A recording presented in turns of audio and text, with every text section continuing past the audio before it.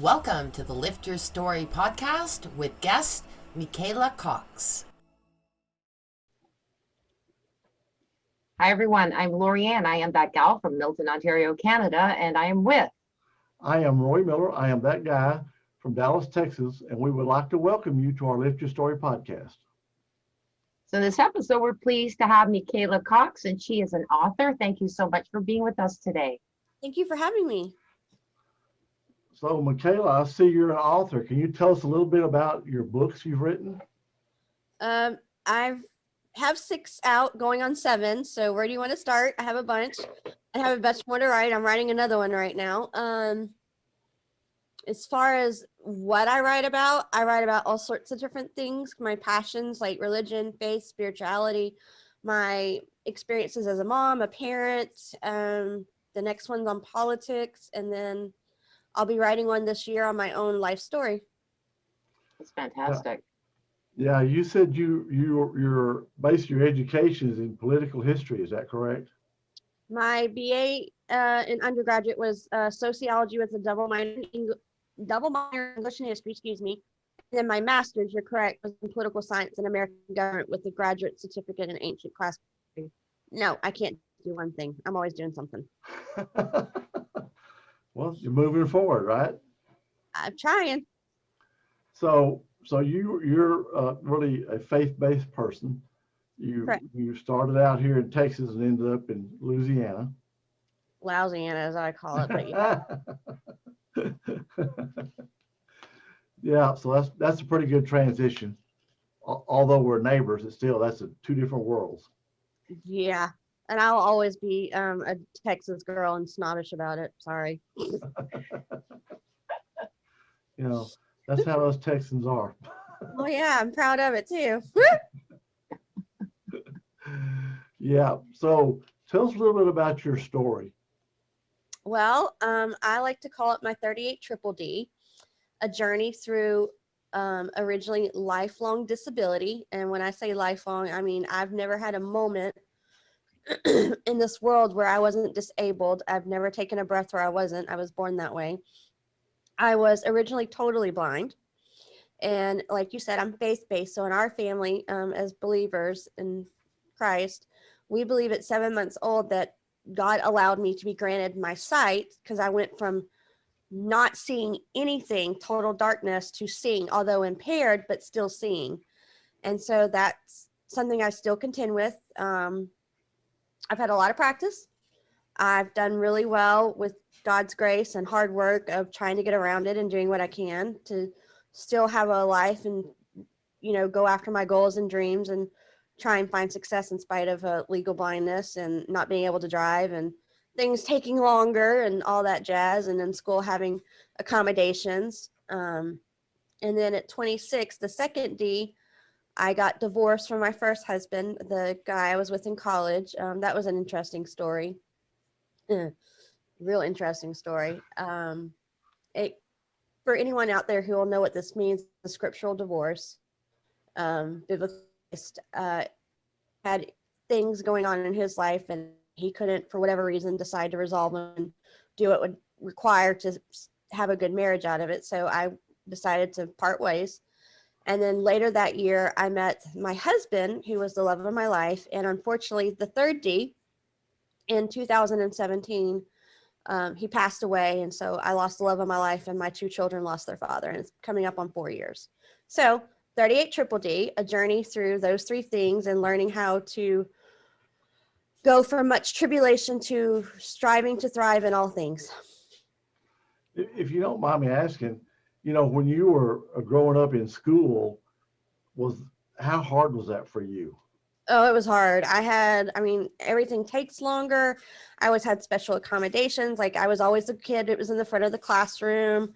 Sometimes what was going on, I would have different technology to try to see. Had extended time to do work and test and all the things. And when you're at a party, like at a fellowship hall, and you have those long tables that you pop out the legs and they're like really wide. In 4th grade, I had like this huge long width of one of those tables, large print book, and I'm short. I'm like I'm only, even as an adult, like I don't think I quit growing after high school. I'm like 5'1". So I'm like this fourth grader who's sitting in a chair who's trying to read the top of the book at the top of the table. And like, oh my gosh, it was killer. And then in 5th grade, I started doing everything on audio.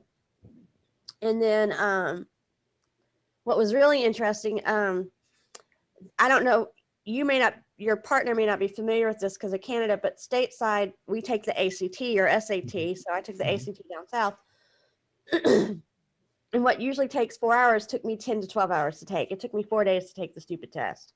Wow. I did it twice. I'm like, I'm done. I'm not doing this anymore. I can get into the college I want and I'm done. I'm good.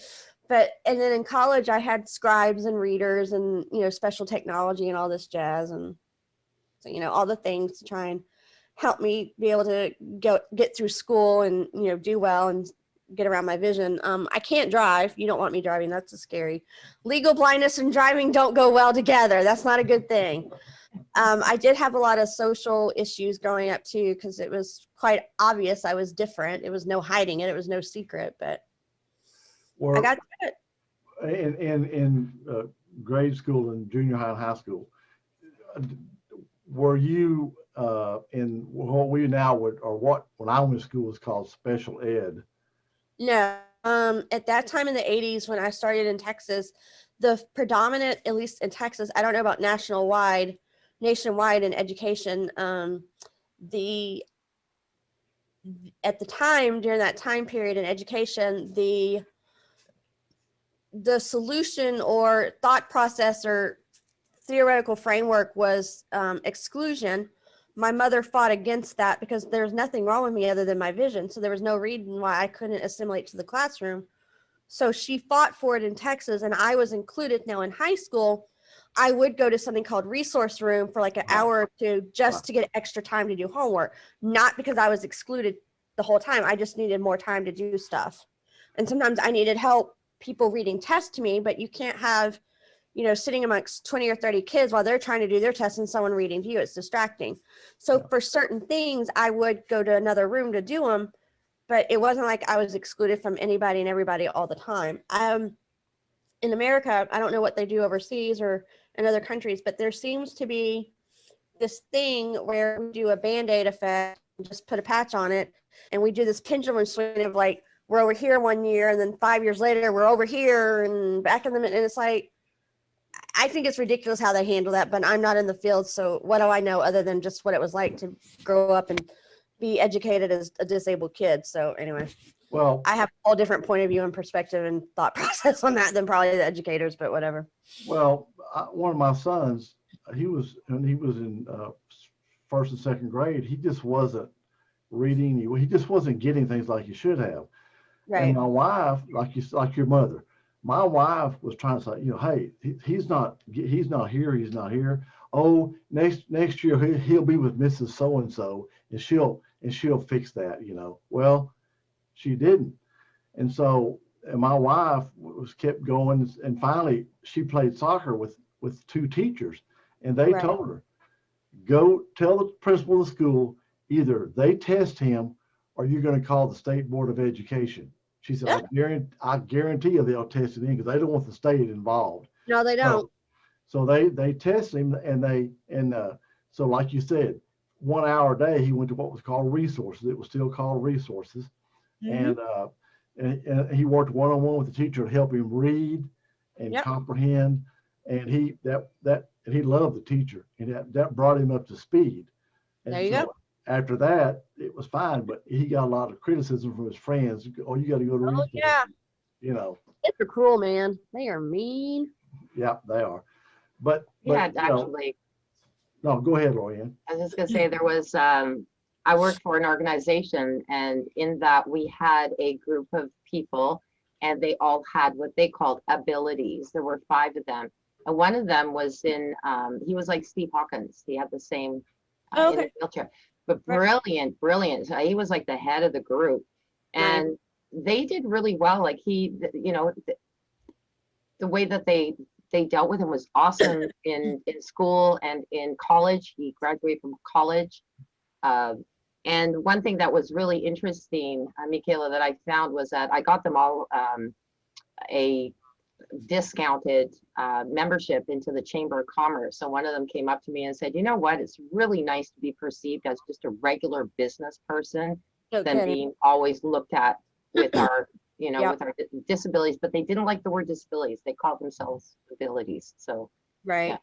I don't know about in Canada, but in America, the the reality for the disabled demographic of the American population is not fare well and do not have very good opportunities or chances or whole deal. That's another whole social policy, acceptance, education, income, equality, politics discussion in and of itself. And each one of those would be a piece to it too as well. Well, the ADA Act helped. It helped, but but it wasn't the solution. No, and there's too many holes in it. Yeah. It needs to be revamped. And it's like, I'm not saying that other demographics in our culture don't have a right to rights and civil rights, like, gay rights or, African American rights or, and all these different demographics. But for all of what they have done, as they should have, the disabled population in America is the last group to finally have a piece of legislation in 1990. That's okay, 30 years ago, but for all of those civil rights movements, that is way too long to have waited to get something on the books and not to have anything really touched on it since then, and to have so many holes that need to be revamped. And then the other thing is, I was talking about this the other day with another one I was on. No one wants to talk about that in our country, by the way. No one wants to look at it. No one wants to talk about it. No one wants to deal with it. And the first time we actually had a real life national dialogue that had substance to it was the 2000 presidential election, when Sarah Palin was John McCain's running mate. Whether you like her or not is not the point. But she, because of her own family experience and having to raise a disabled child, was finally willing to put front and center on the national stage in front of the American population and public of, let's do something about this. And that was our first chance this side of 13 years ago. 13 to maybe get some ground. And then that didn't happen, and it's never been talked about since. That is pathetic that the disabled population of this country has had to wait to 1990 and then 2008 to have something done on their behalf that really would have substance to it. That's and I agree with that too, because when you were just before you started speaking about that, there's such loud voices out there, and we don't hear nearly enough about what they're going to do for the disabled. There's not that cry that you hear from the other ones, and and it's unfortunate. We shouldn't have to. That's the sad part. Shouldn't have to. So yeah, we went on a whole tangent. Sorry. No, that's okay. I was just sitting there thinking, and I'm thinking like if I was you, but struggling going through elementary school, junior high, and high school. I find it, you're really, for you to go on to college and have the success you had in college, to me is pretty incredible. Well, I was never given a choice. I mean, I have a choice, but in my family, it's what you did. You go to college, you get your education, and you figure it out. And we don't quit. We do our best. We put our best foot forward. We try. We don't quit, and we don't give up. And you do what you got to do. So it was never a discussion of, well, she doesn't have the ability to go to college. No, I was going to college. I love and it. They were like, well, it should take your time. No, I chose a degree. It took 4 years, and screw it. I'm going to finish in 4 years, hold my beer and sit back and watch. And I'm going to do, sorry for my language, but I'm going to do it to prove your ass wrong. And so that's what it amounted to. It was sheer willpower and choice and hard work. And I'm going to do it just to prove you wrong. Don't tell me I can't do it, because that just means I'm going to do it. And I did graduate in 4 years on time because I was stubborn. I mean, that was one of the things that back in 78 in the 80s when I was getting diagnosed and being found out. Obviously, we're not completely medically advanced, but we're way further now in the 2021 than what we were when I was born, and no one knew what the heck was going on or why I was like this or why it got better or whatever. And so they were trying to tell mom and dad, my parents, well, she'll never be able to do this. She'll never be able to do this. She probably won't do this. And they're like, well, we don't know that. Let's just see where she goes. And so I've always been in the position of like, okay, I can't do that. Yeah, we'll see about that. So So you had very supportive parents then. you're very fortunate there. You're very fortunate to have that support from the early age. Right. It's not like, well, we're sorry, you can't. It's just like, hey, you know, do this, you know, and you keep going and keep going. And that's awesome that your parents had the foresight to make sure, you know, you were going to make it regardless. They were Right. behind you. No, it was hard. I'm not saying it wasn't hard. There's challenges, of course, but it doesn't mean that it can't be done. Life's hard. Life is unfair. Life isn't always just, and life sucks sometimes. It just is what it is. Yeah, but see, you were able to get past all that, and Well, you have not to.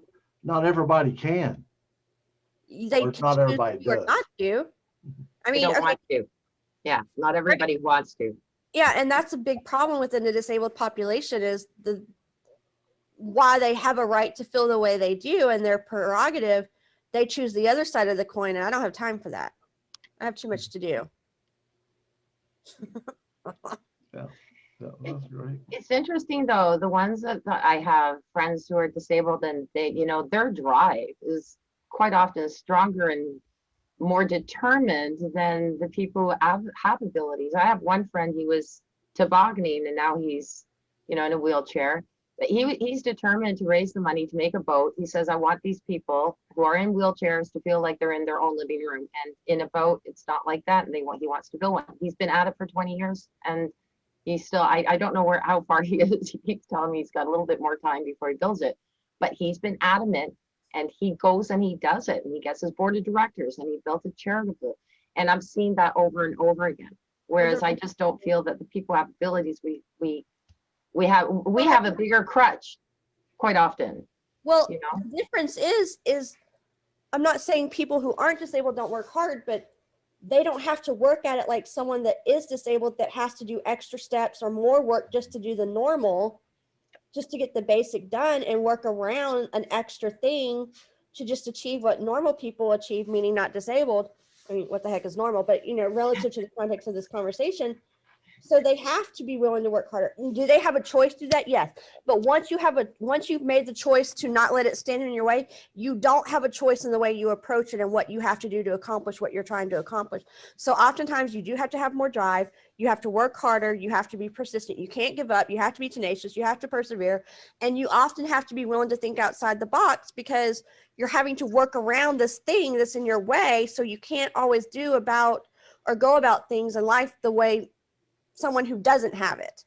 Mhm. So that's why that's a common denominator for the segment of the disabled population who choose to do something with their lives and not just sit on the sidelines because they're disabled. And believe me, there's both, and I don't have time for the other side of it. No, you're too focused and too driven. Exactly, I don't have time. Yeah. I wouldn't get anything done. Yeah. You're gonna be the one to pull them out of the way. Move. I gotta go. Yeah, I got things to do, people to see, and places to go. Go on. That's Right. incredible. So with all these books, what is your favorite of all the books you've written? I don't know if I have a favorite. I mean, I love them all because they all have purposes and sorry, my cat's trying to make an appearance. I mean, they're all very different. I mean, motherhood was about my journey as a mom, and I love that one because of what it can do for moms. Religion is my faith, so it's who I am. It's the biggest part of my life as far as longevity. True. I love the one I did for my kids, the Before the Clock Strike Midnight one. And I'm a beach girl. So, and actually, interestingly enough, that one I didn't expect really to have any impact on anyone. And that seems to be what people are gravitating the most right now, which I find kind of interesting. And then I'm excited, I guess, because I feel like my master's actually going to get put to use finally with this new one coming out on politics. But I like politics, so I'm the weird one in the room. But so I don't know. They're all important because they're all my passions, you know, and they all serve a purpose. I don't think you're the weird one in the room. I mean, I know that there's somebody in this room right now, so to speak, on the Zoom room. Yes, he likes politics. I tend to just shy away from it because it causes so much animosity and, you know, better just not talk about it too much when you're amongst friends, particularly. If you have somebody who wants to argue it with you, then, you know. It's very polarizing. Yeah, it Each is. is their own, but when done right, it doesn't have to be polarizing, It's true. in my opinion. Yeah. So I'm curious about the book for your children. What was that in specific? So you said it was Before the Clock Strikes Midnight? Yeah. Okay, so it was 2011. My daughter was 8 months old, going on 1, and I had the brilliant idea, like, oh, you have an 8-month-old. Why don't you start grad school right now? Yeah. Not so sure that was the best laid plan, but hey, I got through it. Even the thesis semester when my daughter was 3 and my son was 4 months old and he wasn't sleeping through the night, I was like, oh my God, kill me now. But that was rough. But and I was worried about, she's so little and it's going by fast and I'm in grad school. I mean, when I'm in grad school, I do well in school, well, whether it's undergraduate or high school, but that's what I do. It's my job. Like, I didn't work in high school. I didn't work in college because school takes so much time because of my vision. That's all I do. That is my job. When I got out of grad school, I got literally 20 to 50 hours back in my week. That was schoolwork. That wasn't a 9 to 5 job. That was schoolwork. And so I was always feeling torn when my daughter was young about, I should be doing housework, or I should be spending time with her, but I got this paper due and blah, blah, blah, blah, blah. What am I missing? I don't want it to go by so fast that I don't. And then I got distracted by grad school because I don't have time to write when I'm in college on my stuff, except for professors. And then I kept going back to it after my husband passed away. I wanted my kids, I mean, as parents, we always tell our kids everything's important. Everything's important. This is important. This is important. This is important. But at the end of the day, I wanted them to have one thing, one place where they could say, if mom wanted us to know these things, this is where we could find them. And then with my husband not being here anymore to pass on his wisdom to our children, I knew he would agree because we were very much on the same page. I wanted them to know what their dad would tell them about what to take with life with you when you go forward. So before the clock strikes midnight, before you leave our home and go out on your own, this is what we give to you. Oh, nice. Yeah. Yeah. It's beautiful. Yeah, that's a great idea. Yeah, I know someone that they had all their aunts, uncles, cousins, grandfather, grandmother just write handwritten stories, I guess you'd call them, just memories. And they collected all of those, put them in a book, and it's kind of like the family history, and like when someone married into the family, they would give them this book and say, read these stories. That's This is awesome. the history, of our family. And then they always added on to it each generation, which was a pretty, it's all handwritten. It's not typed. It's all handwritten. And it was interesting to see, all the different stories, plus all the handwriting, Mm-hmm. the different, how sloppy guys write and how neat women write, but Oh, mine's not neat. Mine's worse than everybody's. I promise you Here's that. something. I would say that if we had one of those, I'd probably have to show it to the person before they get married, and then they can make a decision whether they want to get married. Are you sure you still want to go forward? Up for this one, you might want to reconsider. Yeah. Well, thank you for this afterwards. Just so you know what you're getting into. To the heads up. Yeah, really. So, but yeah, I mean, you've done a lot of amazing things. Golly, when I was reading your bio, I was like, wow. I was impressed. I really was. Busy person. Yeah, and you're such a positive attitude. After all the stuff you've done, has anyone came up to you and thanked you for the book you wrote, or how it inspired their life, or how it touched them? I get that. Before I wrote the books that we've been talking about, I did a poetry book, and I've heard a lot about that. And then I know on Amazon, because most of these books are on Amazon, I've gotten some good reviews, so that's kind of gives some insight to how it affects people. I may not know them personally, but they post it on Amazon, and that lets me know. Yeah. So, That's really good. It's really scary going on Amazon. I have a dear friend, and he wrote a book. I like it. I mean, it was on handwriting, speaking of which. Uh-huh. And I went on to go link it onto his website. I decided not to because there were only 2, but of course one person puts the 1 star and you're doomed for life. And it takes so many more 5 stars to get you back up there. So I thought, no, I'm not going to do that, because with 2 and 1 being a 1 star, But yeah, it's just like Google, right? You need the ratings or else you got Yep. that one person. Yeah. Yeah. So good for you for getting the good ratings. That means a lot because, you know, I need more, but I'm getting there, so we'll see what happens. good for you. Now, what did you say your next book was about? The one that's coming out on Tuesday. Yeah, a week from today. I had to think about it. Wait a minute. What day of the week is it? Will be my first political one called "We the People Are?" ? Defining and exploring who we the people are as a people, society, and nation. And then I'm writing right now the second religion one. Okay. Yeah. That's exciting. This year is the year of sequels, except for the first one in my life, about my own life that I'm going to start writing after I finish this religion one, and then I'll do the sequel one for my kids, and then Motherhood 2 and 3 that's already written will be out in the fall, hopefully. Wow. I wrote And those in Hampshire. How old are your children now? They're 10 and 7. They'll be 11 and 8 in August, and Lord help me, I'll have a middle schooler next year. Oh my gosh. Oh, that's nice. We'll see what happens. Ask me in 6-7 years if I survived. Oh, with all the stuff you've been through so far, you'll survive, no problem.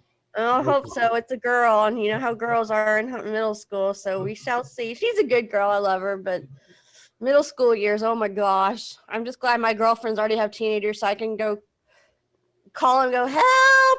What do I do?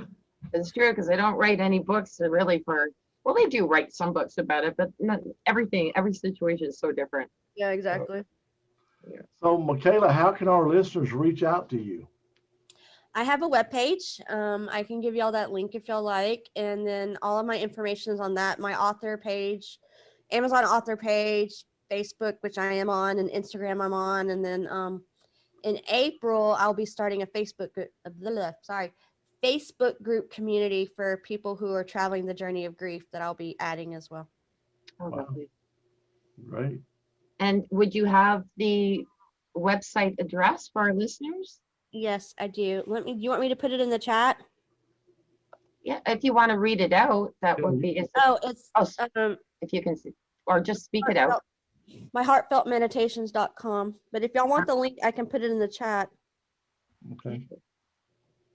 We will Would y'all have like- it posted in the notes for the listeners. Okay, Yeah. but do y'all need it in the chat so y'all can get it, or do y'all have it already? No, we're good. We've got it. Yeah. Excellent. Yeah. Yeah. So this is going to be on podcast. Like I said, for the listeners, just check the notes. They'll be in there. And again, it's My Heart. Feltmeditations.com. Perfect. Yeah. Just wanted to make sure I wrote that down right. I understand. I'm bad at inverting. Okay. Well, thanks a lot for being our guest. We appreciate it. It was a pleasure to meet you. Thank you for having Absolutely. Thank you so much. Enjoyed it Okay. much. All right. Bye-bye. Thank you for listening to this episode. Be sure to visit us at lifterstory.com.